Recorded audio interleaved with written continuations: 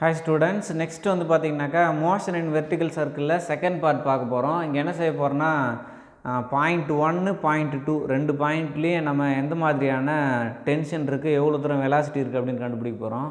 First கவனிங்க, lowest point 1 அப்படின்னு வச்சுக்கோங்க. நம்ம இதுக்கு முன்னாடி வீடியோவில் பேசியிருப்போம்.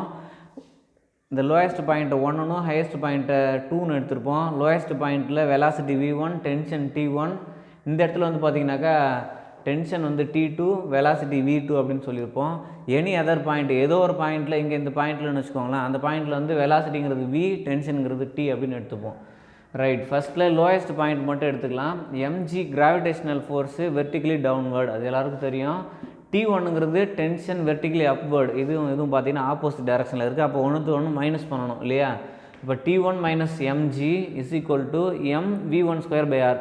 mv1/rங்கிறது சென்ட்ரிபிட்டல் ஆக்சிலரேஷனுக்கான ஃபார்முலா, சென்ட்ரிபிட்டல் ஃபோர்ஸுக்கான ஃபார்முலா. ஓகேவா?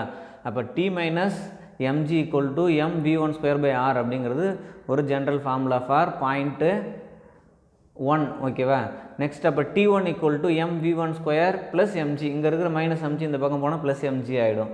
அடுத்தது ஹையஸ்ட் பாயிண்ட் எடுத்துக்கிறீங்க, இந்த 2 பாயிண்ட் இல்லையா? அந்த 2 பாயிண்ட்டில் கிராவிடேஷனல் ஃபோர்ஸும் டென்ஷன் ஃபோர்ஸும் ரெண்டுமே acting in same direction, downward டைரக்ஷனில் ஆக்ட் ஆகுது.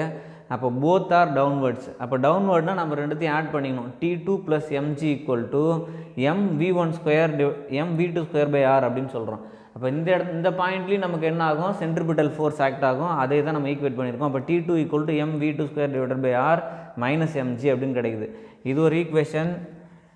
ரெண்டாவது ஹையஸ்ட் பாயிண்டில் இன்னொரு ஈக்குவேஷன். இந்த ரெண்டு ஈக்குவேஷனையும் மைனஸ் பண்ணுங்கள். t1 மைனஸ் t2 கண்டுபிடிச்சிங்கனாக்கா நமக்கு அது தேவைப்படுது, அதனால் அதை கண்டுபிடிச்சி வச்சுக்கலாம். t1 minus t2 equal to mv1/r plus mg minus of இந்த பார்ட் mv2² மைனஸ் mg.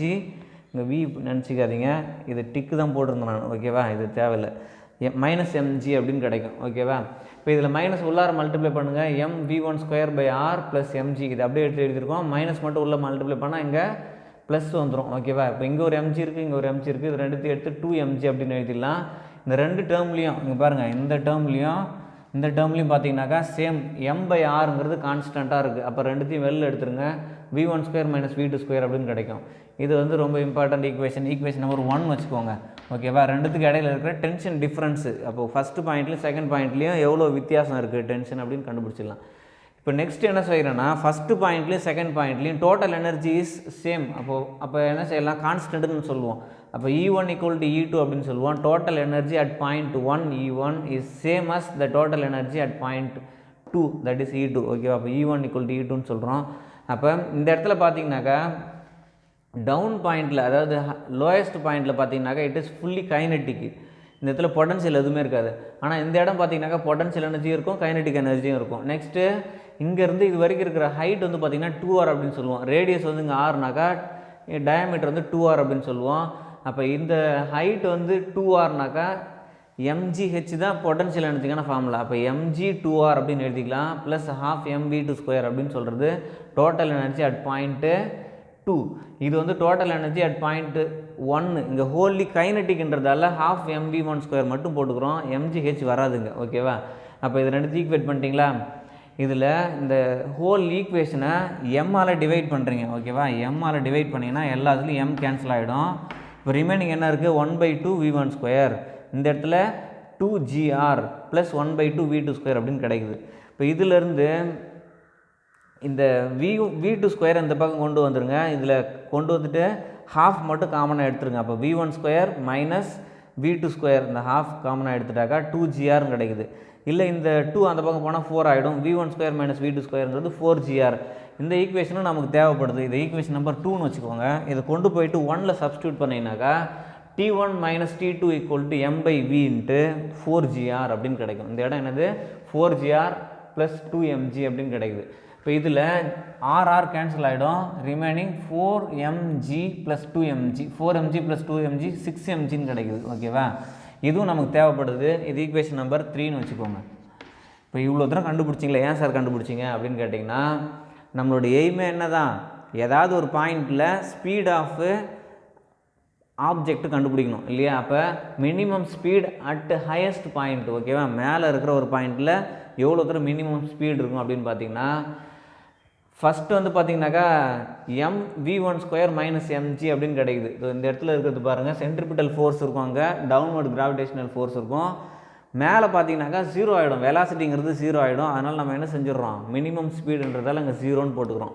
அப்போ இதிலேருந்து என்ன செய்யலாம், mv2/r = mg அப்படின்னு கிடைக்குது. கேன்சல் ஆகிடும். v2² = rg அப்படின்னு கிடைக்குது. இல்லை v2 = √rg அப்படின்னு கிடைக்குது. ரைட், இந்த ஈக்குவேஷன் அப்படியே வச்சுக்கலாம். நெக்ஸ்ட் ஸ்பீட் அட் பாயிண்ட் 2, இந்த இடத்துல v2 > gr அப்படின்றாங்க. அப்போ gr விட √gr விட v2ங்கிறது அதிகமாக இருக்கும் அப்படின்னு நம்ம புரிஞ்சுக்கிறோம். இதில் ஜிங்கிறது என்னது, ஆக்சலரேஷன் டியூ டு கிராவிட்டி, ஆருங்கிறது ரேடியஸ் ஆஃப் சர்க்கிள். ஓகேவா? இப்போ இதிலேருந்து v1² - v2² = 4gr. இது எங்கே இருக்குன்னு பாருங்கள், இதோ இங்கே இருக்குது. v1² - v2² = 4gr. நம்ம இதில் v2 தான் கண்டுபிடிச்சிட்டோம் இல்லையா, v2 கண்டுபிடிச்சிருக்கோம். v2² பார்த்தீங்கன்னா gr ஆகிடும் இல்லையா. v1² - v2² = 4gr. இந்த ஈக்குவேஷனில் v2² பார்த்தீங்கன்னா gr போட்டுடலாம். அப்போ v1² - gr = 4gr. இந்த மைனஸ் gr அந்த பக்கம் போனால் ப்ளஸ் gr ஆகும். அப்போ 5gr ஆகிடும். அப்போ v1 = என்னென்னு கிடைக்குது, v1 = √5gr, v2 = √gr. ஓகேவா? v1 கண்டுபிடிச்சாச்சு, v2 அதாவது v1 v2 ரெண்டுமே கண்டுபிடிச்சாச்சு. அப்போ லோயஸ்ட் பாயிண்ட்லேயும் ஹையஸ்ட் பாயிண்ட்லேயும் ஸ்பீட் ஆஃப் ஆப்ஜெக்ட்டுங்கிறது கண்டுபிடிச்சாச்சு. இந்த ஸ்பீட் அட் பாயிண்ட் 1 அப்படிங்கிறது இங்கே என்ன இருக்கும், ஒன்று ஈக்குவலாக இருக்கும், v1க்கு ஈக்குவலாக இருக்கும், ஆர் லெஸராக இருக்கும். எது 5gr விட அது வந்து பார்த்திங்கனாக்கா கம்மியாக இருக்கும், இல்லை 5gr விட அதிகமாக இருக்கும் அப்படின்னு சொல்கிறாங்க. ஓகேவா? சரி, இது பார்த்துக்கோங்க. கொஞ்சம் பெரிய கொஸ்டின், திரும்ப ஒரு வாட்டி இந்த வீடியோ பாருங்கள். எக்ஸாமுக்கு இந்த கொஸ்டின் கேட்குறதுக்கு வாய்ப்பு இருக்குது. செகண்ட் சாய்ஸாக வச்சுக்கோங்க. ஃபஸ்ட்டு வேறு ஏதாவது ஒரு கொஸ்டினை, எல்லா கொஸ்டின் படிங்க.